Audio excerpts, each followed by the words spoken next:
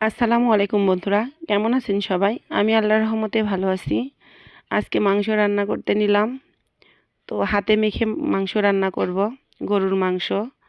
সবগুলো মশলা দিয়ে দিয়েছি। আপনারা তো জানেনই কী কী দিতে হয়। এবার তেল দিয়ে একটু মাখিয়ে রাখবো। তারপরে একটু বাজারে যাব, সেখান থেকে এসে রান্না করব। মাখিয়ে আমি একটু নর্মাল ফ্রিজে রেখে দিছি, কারণ যদি দেরি হয়ে যায় তাহলে মাংসটা নষ্ট হয়ে যাবে। সেই কারণে নর্মাল ফ্রিজে রেখে দিয়ে তারপর বাজারে যাব, সেখান থেকে এসে রান্না বসাবো। এখান থেকে অবশ্য কিছু সলিড মাংস তুলে আলু দিয়ে সেটা প্রেসারে রান্না করে ফেলেছি মেয়েদের জন্য। মেয়েরা ঝাল খেতে পারে না, সেজন্য আলাদা করে করেছি। হাতে মাখিয়ে রান্না করলে অনেক মজা হয়। গরুর মাংসর সাথে খড়ির চুলার রান্না কম্বিনেশনটা কিন্তু খারাপ না, আপনারা করে দেখতে পারেন। গরুর মাংস খড়ির চুলায় রান্না করলে খুব মজা লাগে, গ্যাসে সেই মজাটা লাগে না। সেজন্য গরুর মাংস হলেই আমি খড়ির চুলায় রান্না করি। রান্না হতে হতে কিছু বিষয় আমি আপনাদের সাথে শেয়ার করব, যেটা আমার একান্ত নিজের অভিমত। ইদানিং দেখা যাচ্ছে ট্রেন্ডিং একটি ভিডিও চলছে, ভাইরাল ভিডিও হচ্ছে, যে এটাই করছে সেটারই প্রচুর প্রচুর ভিউ কামানোর জন্য এই অনলাইনে এই পেজগুলো ভিডিও পুরাটা না দিয়ে কেটে কেটে অল্প অল্প অংশ করে দিচ্ছে, যাতে ওই মেয়েগুলো সামাজিকভাবে হেয় প্রতিপন্ন হচ্ছে।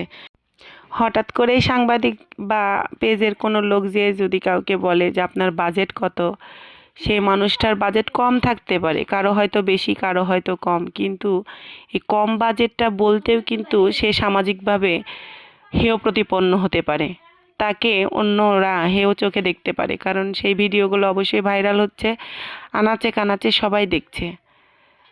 আর বাজেট কত এমন প্রশ্ন করাই তো উচিত নয়।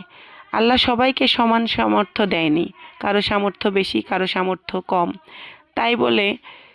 তাই বলে বাজেট কত, এটা কেমন প্রশ্ন? আমার কাছে খুব খারাপ লেগেছে। কালকে একটি ভিডিও দেখলাম, একটি আপু, তার ভিডিওটা ভাইরাল হয়েছে, যে বয়ফ্রেন্ড ইউএসএ থাকে, 5 লাখ টাকা তার বাজেট। সেখানে দেখলাম যে সেটা অবশ্যই ভাইরাল হয়েছে, সবাই অনেক বাজে বাজে মন্তব্য করতেছে, কিন্তু তার পুরা ভিডিওটা কালকে দেখলাম। সেখানে মেয়েটা মজা করে এই কথাগুলো বলেছে এবং শেষে বলেছে যে তার বয়ফ্রেন্ড ডোনাল্ড ট্রাম্পের নানির ছেলে। এই কথাটা কিন্তু সে মজা করেই বলেছে, কিন্তু পুরো ভিডিওটা কাট করে শুধু ওই অংশটুকু দিয়ে সেই মেয়েটাকে সামাজিকভাবে হেয় প্রতিপন্ন করা হয়েছে। আমি এই সাংবাদিকগুলোকে তীব্র প্রতিবাদ জানাই। এগুলো করা ঠিক না। মানুষকে ছোট করে নিজে ভিউ কামিয়ে টাকা কামানোর ধান্দা বাদ দেন ভাই। এগুলো বাদ দিয়ে অনেক কিছু করা যায়।